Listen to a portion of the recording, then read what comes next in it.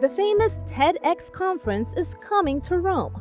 On Friday, April 19th, the street that leads to the Vatican, named Via della Conciliazione, will host the first conference of its type in the Eternal City, just steps away from the Vatican.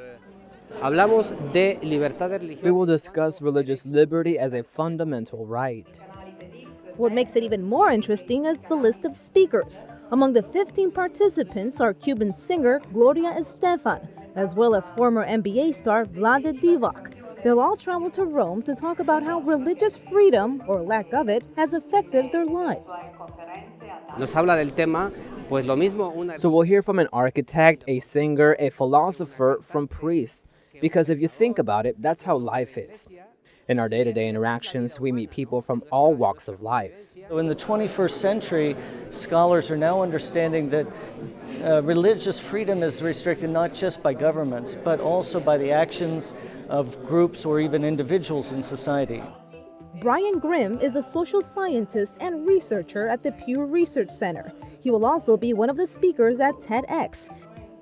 He says data isn't just about numbers, but about people. One of his studies looked into how government restrictions on religious freedom had actually increased in Africa and the Middle East before the Arab Spring.